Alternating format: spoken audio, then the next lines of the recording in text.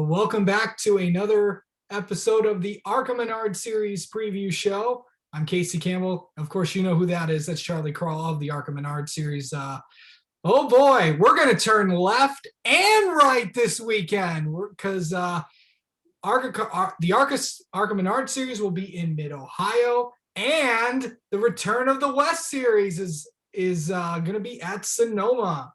How exciting is that? Hi, Charlie. Be a big week. We got a couple of races, couple of road course races to talk about. Of course, the Dawn 150 coming up on Friday at Mid-Ohio Sports Car Course, and then the General Tire 200 coming up Saturday for the West Series out at Sonoma. So yeah, a couple of really big races coming up this weekend. Yeah. Of course, let's start with Mid-Ohio. You know, we're seeing, and I was thinking about this weekend, we're seeing something historic in the ARCA Menards series, because I can't remember a driver as dominant as Ty Gibbs has been this season. He's on a pace to set some records, like most wins in a season or something like that. We're seeing something that I don't think we're ever going to see again. Well, he can't break the all-time win record in a single season. That's 19. And he's already lost 2 races. So that means the most he theoretically could win is 18 times this year. But he certainly is in the hunt to break the modern era win record. And I'm going to date the modern era back to 1981.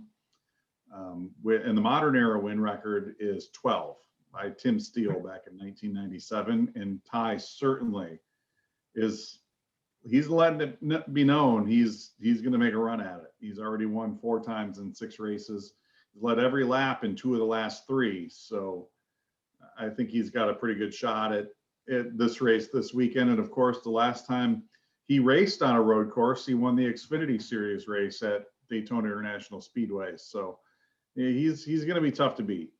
Yeah, but we've got some challengers in there this weekend. Of course, for Venturini, Brandon Jones is back in the ARCA Menards series. How exciting is that? And also Hattori Racing with Austin Hill, they're back. Yeah, I think having Austin Hill in the field is going to be good. Chris Wright is going to be in the field this weekend. Chris is a phenomenal road racer. Anybody who saw him out at Utah Motorsports Campus last June will remember just how strong he was. So and then Brandon Jones with the Venerinis this week. It's been a while. It's been a minute since we've seen Brandon in the ARCA Menards series, and of course he ran a partial schedule with Venerini back a few years ago. So he's going to be the in-race reporter for the Dawn 150 for FS1. So that'll be a lot of fun. We're looking forward to that. And also we'll have Matt Crafton in the studio with Jamie Little and Phil Parsons. So that'll be a good one as well. Good to have a lot of Menards flavor to this weekend's show. Yeah, of course. Okay, so this is also an historic race for ARCA as well. This is the 1500th ARCA Menards series race, and I knew I was getting ready to say that. There's been a lot of cool moments to happen to get to this milestone of a series. I know there is no one that is more passionate about ARCA than you are. But how big is this milestone for this series? It's great, Casey, to have, this is our 69th year to have survived through some of the tough times that this series has survived through in the, particularly the early 1980s with when John Markham passed away, to grow and flourish and to get purchased by NASCAR a couple of years ago, and to we're kind of re-evolving, what this series is all about here in the past couple of years. And I know that there are some people driving the bus that have a really strong vision for where we need to go, and that's great. But looking back on those previous 1,499 races, there's been a lot of history, a lot of great races, and a lot of really wonderful people that have been a part of this. And I was doing a by the numbers story, and I love going through some of the old stats and the old factoids that you see every now and then, and I've come up with a couple of really good ones, Casey. And my 2 of my favorites are 0.000. What do you think that is? I have no idea. That's the closest margin of victory, Casey. It was a statistical tie at Talladega back in 2018. Remember when Zane Smith And Joe Graff Jr. and Joe Yes. Graff Jr. Right. That it actually went down to the scoring monitor shows 3 digits to the thousandth of a second, and that actually needed to go to the 10,000th of a second. It was so close. We had to go to the video replay, and that was about a 2-inch margin of victory, and that's that's only happened that one time. And then the next one, Casey, on my list is the number 1. And in 1,499 races, there has been one race with 2 winners. How do you think that happened? I have no idea. Tie. Yeah, back when you didn't have computer monitors and finish cameras, we had a race at the Clark County Fairgrounds, and the scorers couldn't tell which driver was ahead at the finish line, and both Tom Bowser and Iggy Katona were given the victory. So one of Iggy Katona's record at that time, 79 wins, was a win that he shared with another driver. How about that? That's pretty cool. Yeah, it is. I mean, there's been a lot of history, some of the best moments that have happened. There's one moment I want to go back to. 2008. Yes. All you had to do is tell me the year, Casey. Yep. What was I know you were there. Oh, I have a video of it on my YouTube channel, Casey. What was that the like? grandstands hooting and hollering with 8,000 other maniacs at that point. Yeah, okay, for those who don't know, kind of explain what happened, because it was the final race of the year. Yeah. The points championship was coming down to the end. There were 4 different drivers who were fighting for it. The leaders in the points were Scott Speed and Ricky Stenhouse, and they decided they were going to take each other out in the final race. And Stenhouse pushed Scott Speed into the outside wall or very early in the race and kind of ruined Speed's chances at winning the championship. And he paid him back. He put tires on his car and came out and paid him back. And he crashed him right down in turn 1, right where I was sitting. So that was a huge moment. It was big. And of course, Justin Allgaier went on to win the championship that year. Yep. For his family-owned team. And the next year, he's in what was then the Nationwide Series and now the Xfinity Series. So right. So yeah, it's that's one of my favorite moments from. All right, Casey. So my final nugget on this little info sheet. Yeah. The final number is 24,860. What do you think that is? Is that like laps led? I mean, laps there was or something? Okay. All right. I don't know. That's the number of days between the first ARCA Menards Series race at Dayton Speedway back in 1953 and the Dawn 150 at Mid-Ohio on June 4th. No. Yeah, it'll be 24,860 days between those. Pretty cool. And of course, the ARCA Menards Series returning to Mid-Ohio. I know you guys were supposed to be back there last year, but obviously COVID got in the way of that. But what's it like to be back this year? We got a little COVID situation last year that kept us out of there, and that was a real shame because we were really excited to go back. The only other time we've ever raced at Mid-Ohio was back in 1965, and Jack Bowser won that race. That was a 250-mile race, Casey, and it took 3 hours and 34 minutes. Yeah. Thankfully, our race this week's going to be a little shorter. It's going to be 150 kilometers, just about 100 miles, give or take. And we're pretty excited about it. But yeah, we're really happy to be heading back to Mid-Ohio. It's a first-class facility. They've got a great team there that runs that racetrack, and IMSA races there, IndyCar races there. There's a lot of really diehard, passionate race fans in this neck of the woods. So it's just 90 minutes away from home base here in Toledo. So yeah, we're really looking forward to it. So, I know that, of course, one more point on Mid-Ohio, you got Corey Heim, the Venturini cars, they're right there. And then, of course, Thad Moffitt's debuting a new sponsor, of course. Always good to see companies in ARCA. Dirties, of course, will be on the card this week for Thad. Yep, that'd be big. Always good to have new companies involved, and Thad's a good guy to get involved with. Yeah.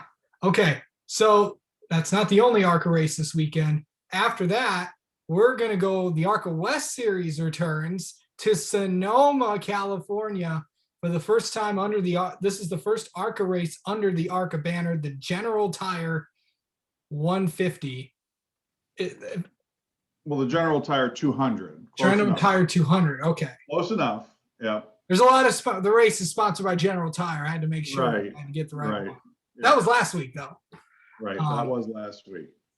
Yeah, we're excited to go to Sonoma as well. This is always like the cornerstone event of the West schedule.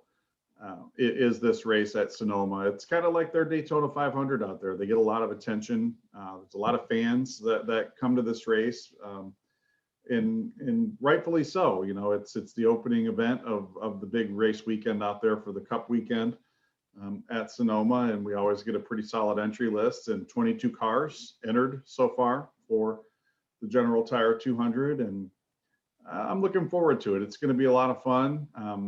You know, the West Series put on a couple of pretty entertaining road course races last year at Utah Motorsports Campus, and you know, that was a racetrack they'd never seen before. You know, a lot of those drivers, and you know, most of these drivers are going to have a little bit of familiarity with Sonoma, so I think it's going to be a pretty good show. I'm looking forward to it. Yeah. I'll be live on Track Pass Saturday at 5 p.m. Eastern time. Yep, and you're going to be on the call for it. So until they tell me otherwise. Talk about some of the driver. It's been a while since we've seen the ARCA West Series. Since you have to go back to all the way in March at Phoenix. So we got some full-time competitors in there. Of course, you know, everybody knows Jesse Love. He's back, the ARCA West defending champion. Cole Moore, of course, the new driver at BMR. And then there's, of course, Trevor Huddleston's back. And then there's a new driver at over there with, you know, Jake Drew and also Dean Thompson as well. That's right. And, you know, Jake Drew sliding into that car for Bob Brancati's Sunrise Ford Racing team. He's going to be strong. You know, you're also overlooking Todd Souza. You know, yeah. Todd has really stepped up his game. They've made the switch to Fords this year with a lot of help from David Gilliland Racing. Todd won at Utah back in 2008. And, you know, hey, he had some really good runs last year. I expect that Todd and his group is going to be pretty solid. You know, you talked about Jesse Love and Cole Moore. You know, Bill McAnally's got a couple of other cars that are entered. Dylan Lupton in the 4 will be out there. Eric Nascimento will be in the 19 car as well. So he's going to have a small handful of cars that I think are going to be very competitive. And the Pedroncelli family will be there as well. Paul and PJ, both out there in their team cars, and of course they're based right there out of Sonoma, California. So I expect they'll be strong. And yeah, my buddy Dean Thompson's going to be someone I'm going to be keeping an eye on too. Dean's a good dude, and he's got a lot of late model success out there on the West Coast, and you know, hopefully he'll have a good run out there. But yeah, just a very deep entry list. Also, Joey East on the entry list as well, back at the family-owned 54 car this weekend. So yeah, I expect that it'll be a really good competitive show, and yeah, I'm looking forward to that one. It's going to be, you know, for fans of stock cars on road courses, it's going to be a big weekend. Yeah. Okay. So of course, there's also some other names that are going to be in there. Zane Smith will be back in there running in the 17, and then Chase Briscoe is making his return to the ARCA series. Yeah, you don't want to throw a Cup rookie on a racetrack he's never been on before, so they're going to come and let him run the ARCA West race, which I think is a really smart move. He's going to be racing for Chad Bryant, and he'll have his Cup crew chief Johnny Klossmeyer calling the shots for him. So it's been a while since we've seen Chase, you know, here in the ARCA platform, but you know, I'm looking forward to it. Of course, he's our 2016 national champion in the ARCA Menards series. But yeah, it'll be good to have him back there, you know, running the West race and getting some recon for Sunday out there at Sonoma. Oh yeah, big time. Oh yeah, a couple big weekends for the ARCA Menards series. Next week, the East Series is going to Southern National. That's a new track for the East Series, and also it's a standalone event as well. Um, kind of going into that, and of course, and then a week off, and then where things really get going next in after that week off in June.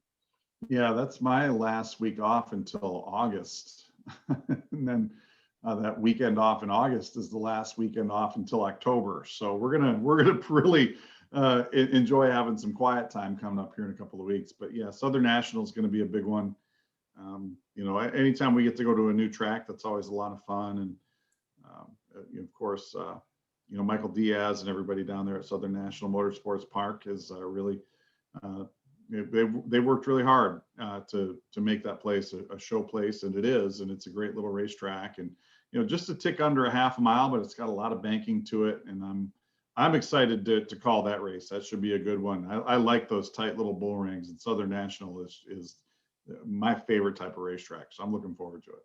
And, you know, to kind of look ahead, I know that during the Olympic break, well, the all of racing, pretty much the top three series, as well as IndyCar and IMSA and everybody else, they're on break. You guys aren't. You're going to be entertaining the racing fans while everybody's off for as NBC's off doing the Olympics, of course. How important is that for you to showcase ARCA for those 2 weekends down in July?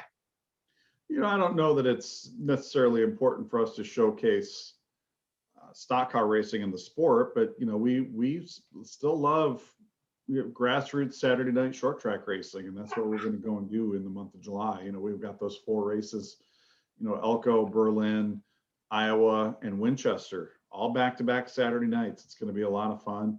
And then we've got, you know, some West races on some of those weekends too. Irwindale on the 3rd, and then Colorado National on the same day as that Winchester race on the 31st. So it's going to be a very busy month of July.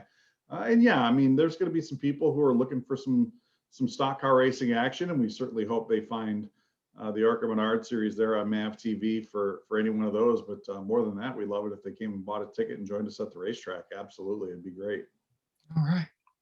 Well, Charlie, thank you so much for coming on every week to preview the ARCA Menards series. Of course, going left and right, and congratulations on your 1,500th race. That's a big deal. I appreciate it, Casey. Thanks for having me, man.